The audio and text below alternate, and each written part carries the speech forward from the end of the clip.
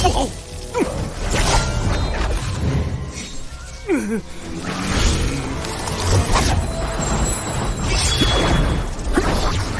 不，别杀我！做我奴仆。告辞。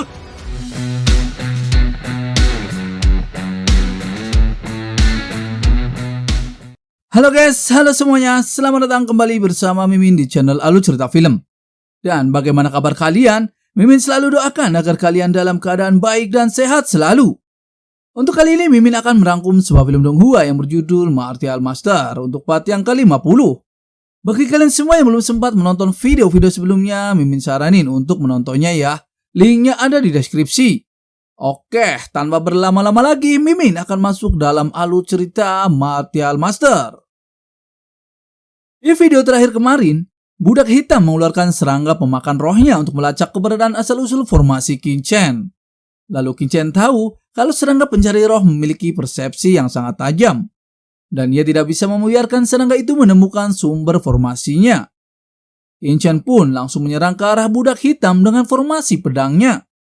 Namun budak hitam masih bisa menangkisnya dan berlindung di tentakel hitamnya. Ia berkata kepada Qin-Chen kalau Qin-Chen untuk jangan bermimpi karena itu tidak mungkin Qin-Chen bisa menyakiti hanya dengan mengandalkan basis kultivasinya. Qin-Chen pun menjawab kalau budak hitam juga tidak mungkin bisa aman jika terus-menerus bersembunyi di balik cangkang kura-kura. Lalu Qin-Chen mengeluarkan teknik pedangnya kembali. Dan budak hitam tahu kalau Qin-Chen tidak mungkin bisa memecahkan formasi bertahannya dan membunuhnya. Namun seketika pedang berkarat Qin-Chen menembus pertahanannya, budak hitam pun masih bisa menangkisnya. Tapi ia merasa heran dengan ilmu pedang Qin-Chen. Kenapa pedang Qin-Chen bisa melawan balik serangan pedangnya? Budak hitam mencoba selalu menangkis serangan Qin-Chen, namun ia hampir terkena di dalam ilusi Qin-Chen dan membuatnya harus cepat-cepat menghindarinya. Ia tahu kalau Qin-Chen mempunyai kemampuan yang hebat, tapi ia selalu mengatakan kalau Qin-Chen belum cukup untuk membunuh dirinya. Ia berkata kalau dirinya dikenal sebagai iblis serangga darah dan sudah pernah melihat semua hal.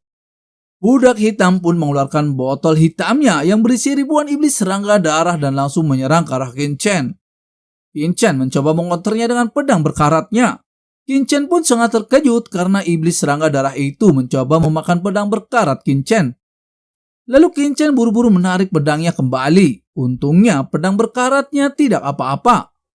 Budak hitam juga merasa heran kenapa serangga darah miliknya tidak bisa memakan pedang Qin-Chen.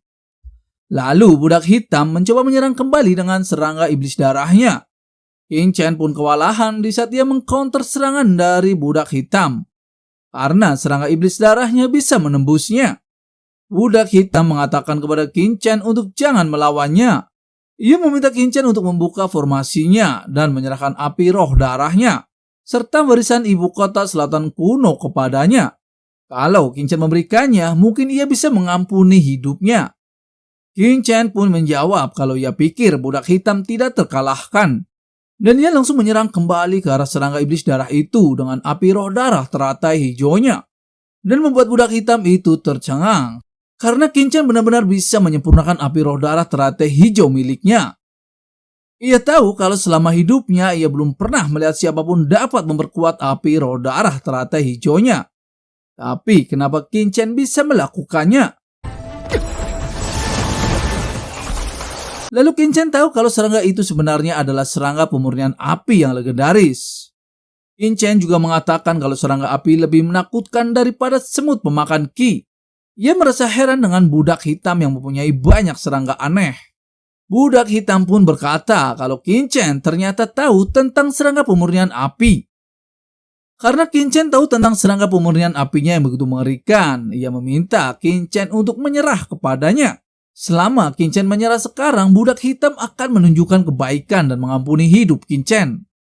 Lalu Qin-Chen dengan santainya mengatakan kalau budak hitam pikir bisa mengampuni hidupnya. Dan membuat budak hitam sangat marah. Ia pun langsung menyerang kembali dengan serangga pemurnian apinya. Karena api roh darah teratai hijaunya tidak berhasil, maka Qin-Chen mencoba menyerang serangga itu dengan bloodline gunturnya. Ia tahu kalau bloodline gunturnya bisa mengalahkan serangga pemurnian api tersebut. Kincen pun menggunakan bloodline gunturnya dan menyerang ke arah serangga itu, dan membuat serangga pemulihan api itu terbakar dan tidak bisa menyerang Kincen. Budak hitam pun sangat terkejut mengapa kekuatan bloodline Kincen begitu menakutkan. Kincen tahu kalau bloodline gunturnya juga bisa dapat mengendalikan serangga pemulihan api tersebut. Lalu ia pun mencoba mengendalikannya dan membuat budak hitam bingung bukan main. Ia berkata kenapa hubungan antara serangga pemulihan apinya semakin lemah. Lalu Kincen langsung menyerangnya dengan pedang berkaratnya dan membuat budak hitam terpental. Budak hitam pun berkata kepada Kincen apa yang Kincen lakukan dengan serangga pemurnian apinya. Seketika Kincen menyerang budak hitam dengan serangga pemurnian apinya ke arahnya, dan membuat budak hitam kewalahan dan menyerah. Ia mengatakan untuk jangan membunuhnya. Selama Kincen melepaskan dirinya, ia akan memberitahu di mana mendapatkan api roh teratai darah hijau, juga serangga pemurnian api kepadanya. Di tempat tersebut juga ada tanaman kayu pahit, dan ia pun langsung memberikan batu hitam kepada Kincen. Lalu budak hitam menjelaskan kalau batu itu diperoleh dari dekat tanaman kayu pahit. Beberapa bubuk tanaman ada di atasnya. Karena Kincen seorang alkemis, harusnya Kincen bisa menyadarinya. Jika bukan saat itu tanaman kayu pahit belum matang, budak hitam sudah lama mengambilnya untuk menerobos ranah martial venerable.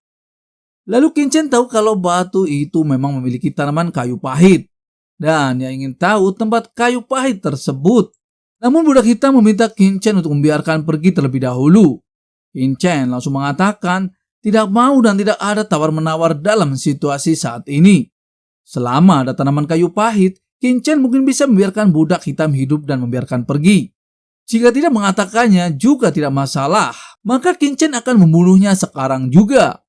Seketika budak hitam itu sangat ketakutan dan ia langsung akan mengatakannya. Ia berkata kepada Kincen kalau api teratai hijau dan serangga pemurnian api, ia mendapatkannya dari rawa hitam kematian dari dinasti Wei. Dan itu adalah tempat yang sangat berbahaya. Tempat tersebut berbatasan dengan dinasti Wei dan dinasti Zhao. Tanaman kayu pahit tersebut juga ada di sana. Budak hitam pun memberikan sebuah peta kepada Kincen.